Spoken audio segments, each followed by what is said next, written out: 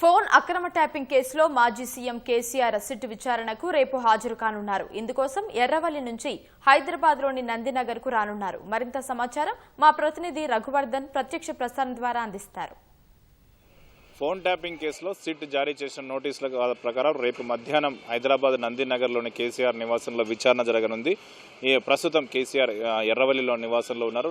Party నేతలతో పాటు న్యాయవాదులతో కేసీఆర్ మంతనాలు జరుపుతున్నారు. ఇప్పటి వరకు ఉన్న సమాచారం ప్రకారం కేసీఆర్ రేపు మధ్యాహ్నం నందినగర్లోని విచారణకు హాజరయ్యే అవకాశాలు స్పష్టంగా కనిపిస్తున్నాయి. ఈ మేరకు ఇప్పటికే పార్టీ నేతలు శ్రేణులకు స్పష్టమైన సంకేతాలు ఇచ్చారు. ఇదే సందర్భంగా రేపు కేసీఆర్ విచారణ నేపథ్యంలో ఇప్పటికే రాష్ట్ర ప్రభుత్వం సిట్ విచారణ నోటీసులు ఇచ్చిన నేపథ్యంలో ఆ వైఖరి నిరసనగా రేపు రాష్ట్ర వ్యాప్తంగా నిరసనలకు బీఆర్ఎస్ పార్టీ పిలుపునిచ్చింది. రాష్ట్ర వ్యాప్తంగా 12,000 గ్రామాల్లో దిష్టిబొమ్మలు దగ్ధం చేయాలని పార్టీ శ్రేణులను ఆదేశించారు. ఇదే సందర్భంలో అన్ని మున్సిపాలిటీలు, నియోజకవర్గ కేంద్రాల్లో శాంతియుతంగా మోటార్ సైకిల్ ర్యాలీలు, నిరసన ర్యాలీలు చేపట్టాలని కూడా బీఆర్ఎస్ నాయకత్వం పార్టీ నేతలను ఆదేశించింది. కాసేపు క్రితమే బీఆర్ఎస్ పార్టీ కార్యనిర్వాహక అధ్యక్షుడు కేటీఆర్ నేతలందరితో టెలికాన్ఫరెన్స్ నిర్వహించారు. టెలికాన్ఫరెన్స్ నిర్వహించి రేపు రాష్ట్ర వ్యాప్తంగా నిరసనలు చేపట్టాలని స్పష్టమైన ఆదేశాలు జారీ చేశారు. ఎక్కడికక్కడే మున్సిపల్ ఎన్నికలు జరుగుతున్న తరుణంలో ఎక్కడికక్కడే నేతలందరూ కూడా నిరసన కార్యక్రమంలో పాల్గొనాలని స్పష్టంగా చెప్పారు. ఎక్కడా కూడా పూర్తి స్థాయిలో ప్రజాస్వామ్యబద్ధంగా శాంతియుతంగా నిరసనలు జరగాలని, పోలీసులతో ఘర్షణలకు తాళివ్వకుండా